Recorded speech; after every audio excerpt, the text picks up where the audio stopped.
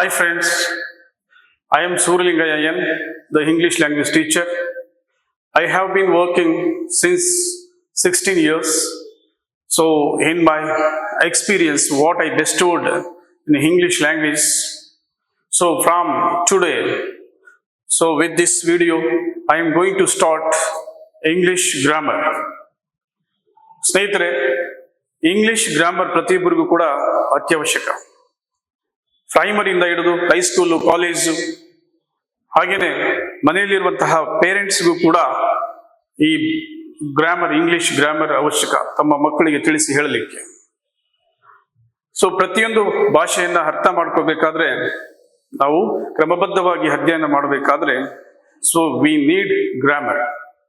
So ಅಂತ English grammar ಅನ್ನ ತುಂಬಾ ಸುಲಭವಾಗಿ, ಈಸಿಯಾಗಿ, ನಿಮಗೆ ಎಲ್ಲ ಅರ್ಥ ಆಗುವ ಹಾಗೆ ನಾನು ಈ ಮುಂಬರುವಂತಹ ಎಲ್ಲ ವಿಡಿಯೋಗಳಲ್ಲೂ different aspects and elements of English grammar ಅನ್ನ ತಿಳಿಸ್ತಾ ಹೋಗ್ತೀನಿ. ತಾವು ದಯವಿಟ್ಟು ಯಾರು ನಮ್ಮ ಚಾನೆಲ್ ಅನ್ನ ವಾಚ್ ಮಾಡ್ತಾ ಇದ್ದೀರಿ, ಹಾಗೇನೆ ಇನ್ನು ಯಾರು ಸಬ್ಸ್ಕ್ರೈಬ್ ಮಾಡ್ಕೊಂಡಿಲ್ಲ, ಅವರು ಸಬ್ಸ್ಕ್ರೈಬ್ ಮಾಡಿಕೊಂಡು ಬೆಲ್ ಐಕನ್ ಅನ್ನ ಪ್ರೆಸ್ ಮಾಡಿ. ಸೊ ಮುಂಬರುವಂತಹ ಎಲ್ಲ ಇಂಗ್ಲಿಷ್ ಗ್ರಾಮರ್ ಮತ್ತೆ ಇತರೆ ಎಜುಕೇಶನಲ್ ವಿಡಿಯೋಸ್ ಅಪ್ಡೇಟ್ಸ್ ಅನ್ನ ಪಡಿಬೇಕಂತ ಕೇಳ್ಕೊಳ್ತಾ, ಸೊ ಇಂದಿನ ವಿಡಿಯೋನ ಸ್ಟಾರ್ಟ್ ಮಾಡೋಣ. Let us start English grammar. English grammar ಒಳಗಡೆ ನಮಗೆ ಸಾಕಷ್ಟು ಟಾಪಿಕ್ಸ್ ಬರುತ್ತೆ, ಸಬ್ ಟಾಪಿಕ್ಸ್ ಎಲ್ಲ ಬರುತ್ತೆ. ಸೊ ಏನೆಲ್ಲ ಟಾಪಿಕ್ಸ್ ಅನ್ನ ನಾನು ಅಪ್ಕಮಿಂಗ್ ವಿಡಿಯೋಸ್ ಅಲ್ಲಿ ಕವರ್ ಮಾಡ್ತೀನಿ ಅನ್ನೋದ್ರ ಬಗ್ಗೆ ಇಲ್ಲಿ ನೋಡೋಣ. ನೋಡಿ, first part introduction and word and sentence,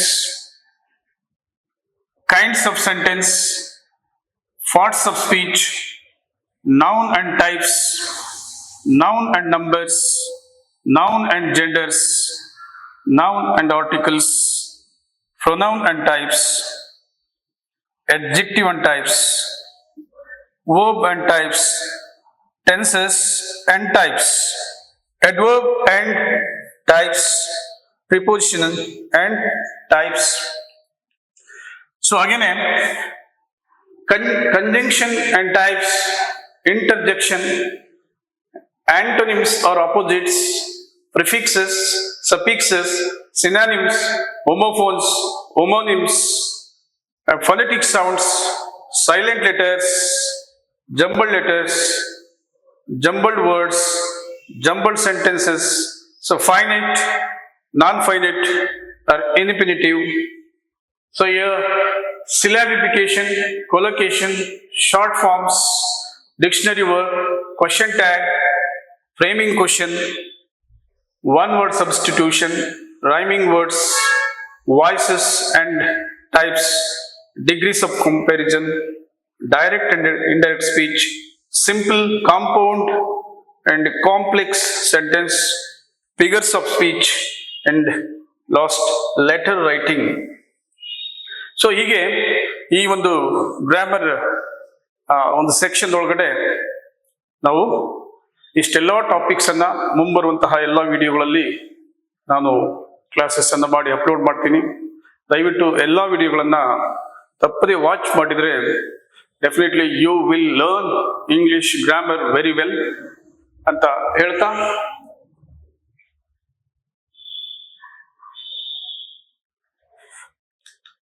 next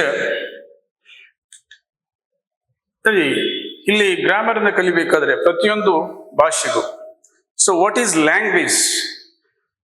language ಅಂದ್ರೆ ಏನು? ಭಾಷೆ ಅಂದ್ರೆ ಏನು? See, language is a system of communication used by us to express thoughts, ideas, emotions and information. It can be spoken or written or signed, and it follows specific rules. So it is called grammar. To make communication meaningful and understandable. ನೋಡಿ, ನಾವು ಭಾಷೆಯನ್ನ ನಮ್ಮ ಯೋಚನೆಗಳನ್ನ, ನಮ್ಮ ಚಿಂತನೆಗಳನ್ನ, ನಮ್ಮ emotions ಅನ್ನ, ನಮ್ಮ ಅನಿಸಿಕೆಗಳನ್ನ, ಅಭಿಪ್ರಾಯಗಳನ್ನ, ಯಾವುದೇ ಮಾಹಿತಿಯನ್ನ ಇನ್ನೊಬ್ಬರಿಗೆ ಸರಾಗವಾಗಿ, ಈಸಿಯಾಗಿ ಅರ್ಥ ಆಗುವ ಹಾಗೆ ಹೇಳಲಿಕ್ಕೆ, ತಿಳಿಸ್ಲಿಕ್ಕೆ ನಮಗೆ ಭಾಷೆ ಬೇಕು. ನೋಡಿ, ಭಾಷೆ ಅದು ರಿಟನ್ ಲ್ಯಾಂಗ್ವೇಜ್ ಆಗಿರ್ಬೋದು, ಸ್ಪೋಕನ್ ಲ್ಯಾಂಗ್ವೇಜ್ ಆಗಿರ್ಬೋದು. ಸೊ ಪ್ರತಿಯೊಂದು ಭಾಷೆಗೂ ಕೂಡ ಒಂದು ಕಮ್ಯುನಿಕೇಟ್ ಮಾಡುವಂತಹ ಸಾಮರ್ಥ್ಯ ಇರುತ್ತೆ. ಸೊ ಅಂತಹ ಒಂದು ಭಾಷೆಯನ್ನ ನಾವು ಸರಿಯಾಗಿ ಕಲಿಬೇಕು. Next, features of language. ಭಾಷೆ ಲಕ್ಷಣಗಳು. ನೋಡಿ, ಭಾಷೆಗೆ ಸಿಂಬಲ್ಸ್ ಇರ್ತವೆ. ಭಾಷೆಗೆ ಸಿಂಬಲ್ಸ್ ಇರ್ತದೆ. Words, sounds or signs represent ideas or things. ನೋಡಿ, ಇವೆಲ್ಲವುಗಳನ್ನ ನಾವು ಭಾಷೆ ಒಳಗಡೆ ಬಳಸ್ತೀವಿ. Then grammar, rules for combining words correctly. So we must know this one. Rules for combining words correctly. ನಾವು ಪದಗಳ ಜೋಡಣೆಯನ್ನ ಕ್ರಮಬದ್ಧವಾಗಿ ಜೋಡಿಸಬೇಕು. ಅದು ವ್ಯಾಕರಣ. Next, meaning. The words and sentences carry meaning. ನೋಡಿ, ಪ್ರತಿಯೊಂದು ವರ್ಡ್, ಪ್ರತಿಯೊಂದು ವಾಕ್ಯಕ್ಕೂ ಕೂಡ ಅರ್ಥ ಇರುತ್ತೆ. ನಾವು ದ ಮೀನಿಂಗ್ ಸ್ಪಾಯಿಲ್ ಆಗದಿರೋ ರೀತಿಯಲ್ಲಿ ಅಥವಾ ಬೇರೊಂದು ಯಾವುದೋ ಬೇರೆ ಅಪಾರ್ಥ ಕೊಡುವಂತ ವಾಕ್ಯಗಳನ್ನ ನಾವು ಕಾಂಪೋಸ್ ಮಾಡುವ ಹಾಗಿಲ್ಲ. ಅದು ಸರಿಯಾಗಿ ಮಾಡಬೇಕಂದ್ರೆ ನಮಗೆ ವ್ಯಾಕರಣ ಅಥವಾ ಗ್ರಾಮರ್ ಚೆನ್ನಾಗಿ ಗೊತ್ತಿರಬೇಕು. So creativity. We can create and understand new sentences. So for that reason we need language and grammar. ನಾವು ಹೊಸದನ್ನ ಕ್ರಿಯೇಟ್ ಮಾಡಬೇಕಾದ್ರೆ ಅಥವಾ ಅರ್ಥ ಮಾಡ್ಕೋಬೇಕಾದ್ರೆ ನಮಗೆ ಏನ್ ಬೇಕು? ಲ್ಯಾಂಗ್ವೇಜ್ ಬೇಕು. ಆ ಲ್ಯಾಂಗ್ವೇಜ್ ಅನ್ನ ನಾವು ಸರಿಯಾಗಿ, ಕ್ರಮಬದ್ಧವಾಗಿ, ಸಿಸ್ಟಮೆಟಿಕ್ ಆರ್ಡರ್ ಅಲ್ಲಿ ನಾವು ಬಳಸೋದನ್ನ ಗ್ರಾಮರ್ ಮೂಲಕ ಕಲಿತೀವಿ. And next, cultural. So every language which has the own culture back ground. ಪ್ರತಿಯೊಂದು ಭಾಷೆಗೂ ಕೂಡ ತನ್ನದೇ ಆದಂತಹ ದ ಕಲ್ಚರಲ್ ರಿಫ್ಲೆಕ್ಸ್ ಇರುತ್ತೆ. ಸೊ ಕನ್ನಡ ಭಾಷೆಗೆ ಅದರದೇ ಆದಂತಹ ಇತಿಹಾಸ ಮತ್ತೆ ಸಂಸ್ಕೃತಿ ಇರುತ್ತೆ. And English and Hindi R any other languages, ಆ ಭಾಷೆಗೆ ತನ್ನದೇ ಆದಂತಹ ಚೌಕಟ್ಟಿರುತ್ತೆ, ಒಂದು ಅದಕ್ಕೆ ಇಮೇಜ್ ಇರ್ತದೆ. ಸೊ ಹಾಗಾಗಿ ನಾವು ಭಾಷೆ ಯಾವುದಾದ್ರೂ ರೀಜನಲ್ ಆಗಲಿ ಅಥವಾ ನ್ಯಾಷನಲ್ ಆಗಲಿ ಅಥವಾ ಇಂಟರ್ನ್ಯಾಷನಲ್ ಆಗಲಿ, ಸೊ ಭಾಷೆ ಎಲ್ಲ ಲಕ್ಷಣಗಳನ್ನ ಹೊಂದಿರುತ್ತೆ. So through the language we can communicate other person very effectively. So next, types of language here. So what type of language we can use to communicate? Spoken language. ನೋಡಿ, ಒಂದು ನಾವು ಮಾತಾಡುವ ಮೂಲಕ ಇನ್ನೊಬ್ಬ ವ್ಯಕ್ತಿಯನ್ನು ಸಂಪರ್ಕ ಮಾಡ್ತೀವಿ. English or Kannada or Hindi, any language ಇನ್ನೊಬ್ಬರಿಗೆ ಅರ್ಥ ಆಗುವ ಹಾಗೆ ಅಥವಾ ಇನ್ನೊಬ್ಬರು ಮಾತಾಡುವಂತ ಭಾಷೆಯನ್ನ ನಾವು ಬಳಸ್ಕೊಂಡು ಮಾತಾಡುವ ಮೂಲಕ ನಮ್ಮ emotions, opinions, information, what ever it is, so we can communicate with other person. Next, written language. ನೋಡಿ, ಮಾತಿಲ್ಲ ಅಂತಂದ್ರೆ ಬರವಣಿಗೆ ಮೂಲಕ ಕೂಡ ನಾವು ಸಂಪರ್ಕ ಮಾಡಬಹುದು. ಸೊ ಬುಕ್ಸ್, ಇಮೇಲ್ಸ್, ಟೆಕ್ಸ್ಟ್ಸ್, ಈಗೆಲ್ಲ we can use social media, WhatsApp, Twitter, letter or mail, ಇದೆಲ್ಲ ನಾವು ಈಗ ಬಳಸ್ತಾ ಇದ್ದೀವಿ. ಹಾಗೆಲ್ಲ ನಾವು ಪತ್ರಗಳ ಮೂಲಕ, ಪುಸ್ತಕಗಳ ಮೂಲಕ ಬರದೆ ಅರ್ಥ ಮಾಡಿಸ್ಬೇಕಾಗಿತ್ತು. ಬಟ್ ಇನ್ ಸ್ಕೂಲ್ಸ್ ನಾವು ಕ್ವಶನ್ ಅಂಡ್ ಆನ್ಸರ್ಸ್ ಅನ್ನ ಬರೀಬೇಕಾದ್ರೆ ಸೊ ಅದು ರಿಟರ್ನ್ ಲ್ಯಾಂಗ್ವೇಜ್.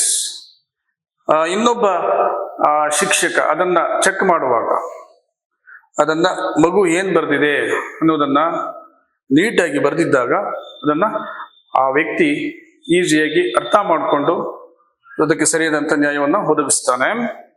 ಸೊ ಹಾಗೇನೆ ರಿಟನ್ ಲ್ಯಾಂಗ್ವೇಜ್ ಕೂಡ ನಮಗೆ ಮುಖ್ಯನೇ. ನೆಕ್ಸ್ಟ್, ಸೈನ್ ಲ್ಯಾಂಗ್ವೇಜ್ ಇದೆಯಲ್ಲ, so it is most important. So in 100% we use around 70% of body language. ಆದ್ರೆ ನಾವು ಮಾತಾಡುವಂತ ಭಾಷೆ ಕೇವಲ 30% ಮಾತ್ರ ನಾವು ಭಾಷೆಯನ್ನು ಬಳಸ್ತೀವಿ. 70% of our body language will help to communicate others so in an effective manner. But ಬೇರೆ ಬೇರೆ ಭಾಷೆಯನ್ನು ಮಾತಾಡುವಾಗ ನಮಗೆ ಆ ಭಾಷೆ ಬರದೇ ಇರ್ಬೋದು, ಕೆಲವು ಸಂಜ್ಞೆ ಮೂಲಕ ನಾವು ಇನ್ನೊಬ್ಬರಿಗೆ ಅರ್ಥ ಮಾಡಿಸ್ಬೋದು.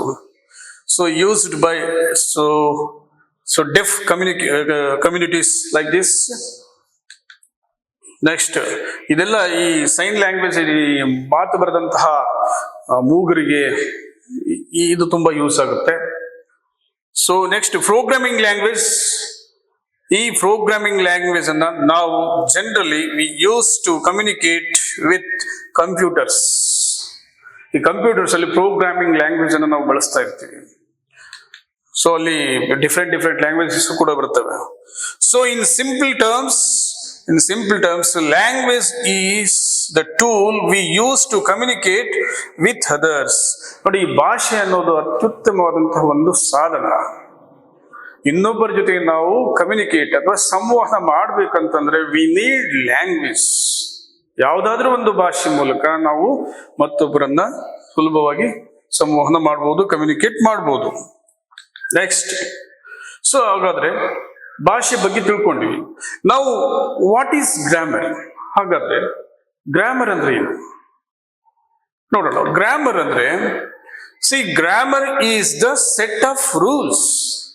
ನೋಡಿ, ಈಸಿ ತಿಳ್ಕೋಬೇಕು ನಾವು. ವಾಟ್ ಈಸ್ ಗ್ರಾಮರ್ ಅಂದ್ರೆ grammar is the set of rules that govern how words are used and combined in a language. ಇದು ಗ್ರಾಮರ್, ವ್ಯಾಕರಣ ಅನ್ನುವುದು ಒಂದು ನಿಯಮಗಳ ವ್ಯವಸ್ಥೆ ಅದು. ಬಟ್ ಈ ವ್ಯವಸ್ಥೆಯಲ್ಲಿ ನಾವು ಹೇಗೆ ನಾವು ವರ್ಡ್ಸ್ ಅನ್ನ ಒಂದು ಭಾಷೆಯಲ್ಲಿ ವಾಕ್ಯ ರಚನೆ ಮಾಡಲಿಕ್ಕೆ ಸರಿಯಾದ ರೀತಿಯಲ್ಲಿ ಜೋಡಿಸುತ್ತೇವೆಯೋ ಅದನ್ನು ತಿಳಿಸುವಂಥದ್ದೇ grammar. So to form correct and meaningful sentences.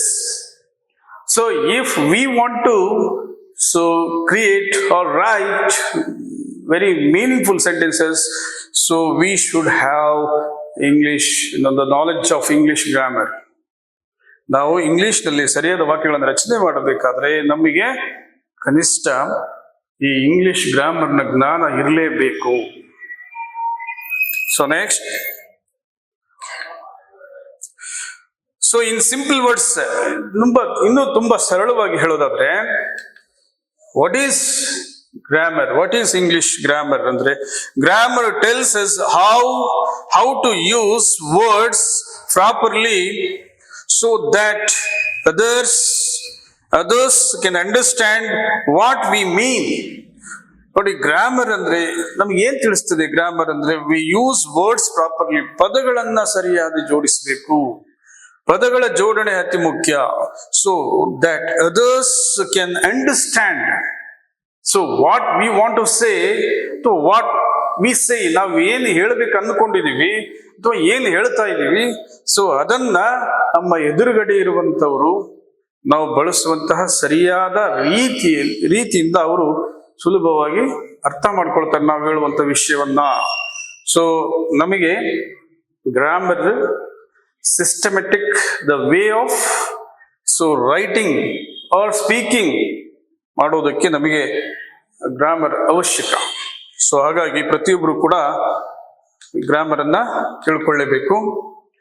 So next, parts of grammar.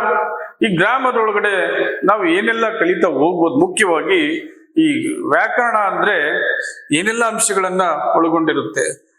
Parts of speech. So parts of speech, it is one of the important topic in English language. And sentence structure. ನೋಡಿ, ಇಲ್ಲಿ ಮುಖ್ಯವಾಗಿ ಬರುವುದು sentence structure. ನಮಗೆ words, we use words but we don't know how to structure or make the sentence meaningful sentence. ಹೇಗೆ ನಾವು ಒಂದು meaningful sentence ಅನ್ನ ರಚನೆ ಮಾಡಬೇಕು ಅನ್ನೋದ್ರಲ್ಲಿ sometimes we will fail. Next, tenses. ಈಗಾಗಲೇ ಕಲಿತಾ ಇರ್ತೀರಿ ಅಥವಾ ಕಲ್ತಿದ್ದೀರಿ. ಅಥವಾ ಇನ್ನೂ ಕೆಲವು ಮಕ್ಕಳಿಗೆ ಟೆನ್ಸಸ್ ಸರಿಯಾಗಿ ಕಲ್ತಿರೋದಿಲ್ಲ. ಸೊ ಅದೆಲ್ಲವೂ ಕೂಡ ಈ ಗ್ರಾಮರ್ ಒಳಗಡೆ ಬರ್ತದೆ. Next punctuation marks also important. ಬಹಳಷ್ಟು ಮಂದಿ ಪಂಕ್ಚುಯೇಷನ್ಸ್ ಅನ್ನ ಸರಿಯಾಗಿ ಫಾಲೋ ಮಾಡೋದಿಲ್ಲ, ಅವುಗಳಿಗೆ ಇಂಪಾರ್ಟೆನ್ಸ್ ಕೊಡೋದೇ ಇಲ್ಲ. So punctuation marks are very important. So ಅದನ್ನು ಕೂಡ ನಾವು ಈ ಗ್ರಾಮರ್ ಒಳಗಡೆ ಕವರ್ ಮಾಡ್ತೀವಿ. And agreement. ಸೊ ಇಲ್ಲಿ subject, verb and object, subject and verb agreement. So subject, verb and object agreement. So ಇದೆಲ್ಲಗಳ ನಡುವೆ ಒಂದು ಸರಿಯಾದಂತ ಜೋಡಣೆ ಇರಬೇಕು, ಪ್ರಾಪರ್ ವೇ ಆಫ್ ಸೆಟ್ಟಿಂಗ್ ಇರಬೇಕು. ಅಂತಹ ವಾಕ್ಯಗಳನ್ನ ರಚನೆ ಮಾಡೋದು ಕೂಡ ನಾವು ಅವಶ್ಯಕವಾಗಿ ಈ ಇಂಗ್ಲಿಷ್ ಗ್ರಾಮರ್ ಒಳಗಡೆ ನೋಡ್ತೀವಿ. Next, so why grammar is important. ಯಾಕೆ ನಮಗೆ ಗ್ರಾಮರ್ ಅತ್ಯವಶ್ಯಕ, ಯಾಕೆ ನಾವು ಪ್ರಾಮುಖ್ಯತೆ ಕೊಡಬೇಕು ಅಂದ್ರೆ, it helps us speak and write clearly. ನೋಡಿ, ನಾವು ಸ್ಪಷ್ಟವಾಗಿ ಮಾತಾಡಬೇಕು, ಸ್ಪಷ್ಟವಾಗಿ ಬರೀಬೇಕು ಅಂತಂದ್ರೆ, ತಪ್ಪಿಲ್ಲದಂತೆ ಬರೀಬೇಕು ಅಂತಂದ್ರೆ ವಿ ನೀಡ್ ಇಂಗ್ಲಿಷ್ ಗ್ರಾಮರ್. ನಮಗೆ ಖಂಡಿತವಾಗಿಯೂ ಇಂಗ್ಲಿಷ್ ಗ್ರಾಮರ್ ಗೊತ್ತಿರಲೇಬೇಕು. Next, it avoids confusion and misunderstanding. ನೋಡಿ, ಇಲ್ಲಿ ಯಾವ ಗೊಂದಲಗಳಿದ್ರೆ ಅದನ್ನ ನಿವಾರಣೆ ಮಾಡುತ್ತೆ ವ್ಯಾಕರಣ.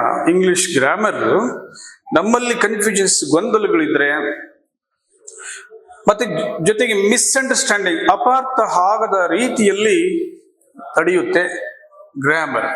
ವ್ಯಾಕರಣಬದ್ಧವಾಗಿ ನಾವು ಮಾತಾಡಿದ್ರೆ, ವ್ಯಾಕರಣಬದ್ಧವಾಗಿ ನಾವು ಬರೆದ್ರೆ ಈ ಮಿಸ್ಅಂಡರ್ಸ್ಟ್ಯಾಂಡಿಂಗ್ ಆಗಲಿ ಅಥವಾ ಕನ್ಫ್ಯೂಷನ್ಗಾಗ್ಲಿ ಸೊ ಅವಕಾಶ ಇರೋದಿಲ್ಲ. So it is the foundation of all communication in any language. ನೋಡಿ, ವ್ಯಾಕರಣ ಅನ್ನುವಂಥದ್ದು, ಗ್ರಾಮರ್ ಅನ್ನುವಂಥದ್ದು ಪ್ರತಿಯೊಂದು ಭಾಷೆಯಲ್ಲೂ ಕೂಡ ಬರುತ್ತೆ. ಸೊ ಇದು ಇಲ್ಲಿ ಬರುವಂತಹ ಕಮ್ಯುನಿಕೇಶನ್ ವಿಷಯದಲ್ಲಿ ಸಾಕಷ್ಟು ಸಹಾಯ ಮಾಡುತ್ತೆ. So foundation of all communication in any language. ಯಾವುದೇ ಭಾಷೆಗಾದ್ರೂ ಕೂಡ ಈ ಗ್ರಾಮರ್ ಅವಶ್ಯಕ. ನಾವು ಅಂತಹ ಗ್ರಾಮರ್ ಅನ್ನ ತಿಳ್ಕೊಳ್ಳೇಬೇಕು, ಕಲೀಲೇಬೇಕು. So grammar is like the rules of the game. ನೋಡಿ ಹೇಗೆ ಕರೀತಾರೆ, grammar is just like the rules of the game of the language. ಇದು ಭಾಷೆಯ ಒಂದು ನಿಯಮಗಳ ಒಂದು ಆಟ, ನಿಯಮಗಳ ಒಂದು ವ್ಯವಸ್ಥೆ ಆಟ ಇದು ಗ್ರಾಮರ್ ಅಂದ್ರೆ. ಇಲ್ಲಿ ರೂಲ್ಸ್, ಸ್ಟ್ರಕ್ಚರ್ಸ್, ಫಾರ್ಮೇಶನ್ಸ್, ಸೊ ಇವೆಲ್ಲವೂ ಕೂಡ ಇಂಪಾರ್ಟೆಂಟ್ ಇಂಗ್ಲಿಷ್ ಗ್ರಾಮರ್ ಅಲ್ಲಿ. So when you follow them, so if you follow them, so communication will be very smooth and effective manner. ನಿಮ್ಮ ಆಗ ಸಂವಹನ, ನಿಮ್ಮ ಕಮ್ಯುನಿಕೇಶನ್ ತುಂಬಾ ಸ್ಮೂತ್ ಆಗುತ್ತೆ, ಹಾಗೇನೆ ತುಂಬಾ ಪರಿಣಾಮಕಾರಿಯಾಗಿ ಕೂಡ ಇರುತ್ತೆ. ಯಾವಾಗ ನೀವು ಗ್ರಾಮರ್ ಅನ್ನ learn English grammar. So that's why I say grammar is important for every one. Next,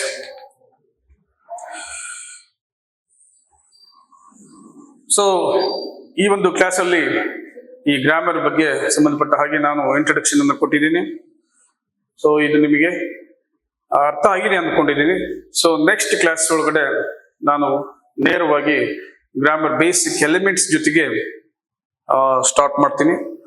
so ದಯವಿಟ್ಟು ಯಾರು ನಮ್ಮ ಚಾನೆಲ್ ಅನ್ನ ಇನ್ನೂ ಸಬ್ಸ್ಕ್ರೈಬ್ ಮಾಡ್ಕೊಂಡಿಲ್ಲ, ದಯವಿಟ್ಟು ಸಬ್ಸ್ಕ್ರೈಬ್ ಮಾಡ್ಕೊಳ್ಳಿ.